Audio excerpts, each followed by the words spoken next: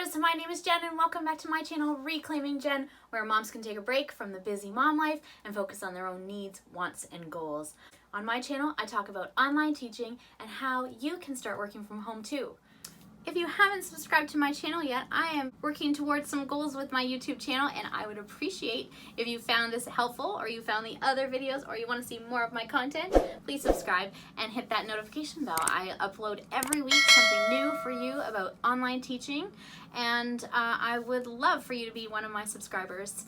Okay, and the ebook I want to tell you about is called Loud and Clear, and it is written by a fellow ESL teacher for VIPKid, and his name is Ed Nace. And you can find this ebook at ednace.com. I purchased this book as well as another ebook called Above and Beyond, and I am currently still reading that, even though I bought it like way too long ago. But I have finished Loud and Clear, and this book is really fantastic because as a new ESL teacher or even a seasoned ESL teacher, when you think you know what you're doing, Ed Nace really went into this book and explains a lot of things that I just didn't know about.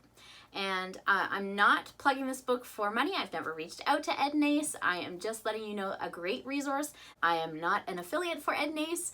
I just wanted to share with you where you can go to get an affordable resource that can help you bring your feedback to the next level, bring your teaching to the next level, to help understand the culture, because Ed has lived in China and worked there, taught in brick and mortar schools in China, and his insight is fantastic. So I've made some notes about what I loved about this book, the tips that you might find in this book, and maybe you will check this book out too. Ed talks a lot about the why we're doing things the way that we're doing them, how to explain to the parent that you corrected every pronunciation error for the student in today's class, because why did you do that? So he tells you ways that you can explain why you're doing that. He can explain to you why you should be doing it, explaining that English is a precise language. So while we know that we should correct our students and make sure that they include the a and the an and the and the s on the end of the word, and the past tense is different from the present tense, is because English is precise, and because those tiny little details help the speaker to convey their message and to be well understood. And these things are important to, of course, the Chinese parent, and that's why they're taking classes with a native English speaker. So that hit home for me. And another thing that made an impact with me was Ed explaining that learning a language starts with listening, and that's the foundation of learning a new language, is listening, then speaking, and then reading. So when you get that learner who isn't repeating after you, they're in the listening phase, and that's okay, because they are learning how English sounds and how it's supposed to sound. And people that have good listening foundations end up being really great speakers when they do begin to speak. That resonated with me, and it was just knowledge that I didn't know. Another reason that Chinese parents are coming to programs like VIPKid and Gogokid that have native English speakers and native North American speakers is because they want their children to sound like a native North American.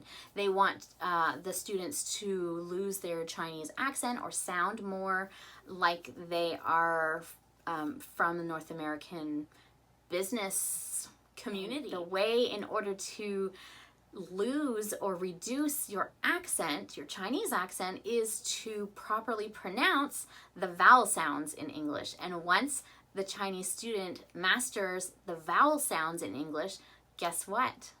They start to sound more like a native English speaker. And this is a goldmine for many Chinese parents.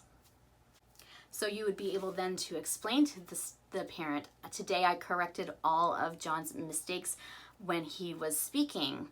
We worked on pronunciation today because when John masters the short I sound in English, which is not found in Mandarin, they don't have the short I sound, he will drop most of his Chinese accent and he will sound more like a native English speaker. And in doing that, if you have a reluctant student who's I'm frustrated because I have to keep saying it over and over again, the parent can then explain to the student why Teacher Jen is helping you with your pronunciation, what the goal is and what the end game is for that. So it's pretty cool. Again, something I didn't know, always learning. Thank you, Ed. Another thing Ed points out is the importance of the flipped classroom. If you're new to the platform of VIPKid, the flipped classroom is that the students have workbooks at home and activities to do online before they see you. They're maybe working in a workbook or they're listening or watching videos before class with you so they can start to learn and be familiar with the material. And then when they see the native English speaker, then they are just working on the pronunciations, practicing speaking, and that sort of thing. But they already have the basics and the base of the knowledge from their pre-class, and then they practice it more after class in that enrichment. When you get to that last slide and it says, don't forget to do your enrichment, that is a review after. And now with VIPKid, they have a review class in many, after many lessons. So you might see that pop-up come up, and the pop-up is to remind the student and the teacher that the student needs to get to their review class, and that is a recorded class with 3 or 4 other students. So that is the flipped classroom. And so we can remind our parents to be sure that your child does their work before and after class, so that during the 25-minute classes we can have a rich learning environment that includes expansion, learning new vocabulary words, practicing conversation, and especially with pronunciation. That practice with the native speaker is so important. And just quickly about the pronunciation, Ed goes into details about telling the parents that in order for the student to make the short I sound, the student needs to relax their jaw and their tongue, and it's just cool that he gives them that knowledge about how the student should do it. And I just thought that was awesome. Ed gives some other advice to teachers about how to eliminate the extra sound. Like you might have a student that says red. That's one example from my experience, is that they have that extra sound. And it's because, as Ed explains, that Chinese often does not, how am I saying this? I think the words do not usually end in consonants, so they're not used to that. So he gives you tips on how to eliminate that sound.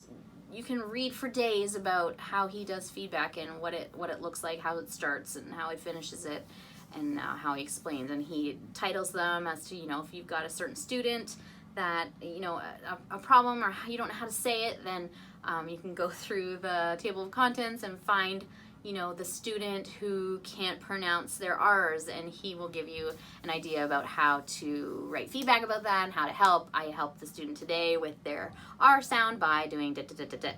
So that is what's cool about this book.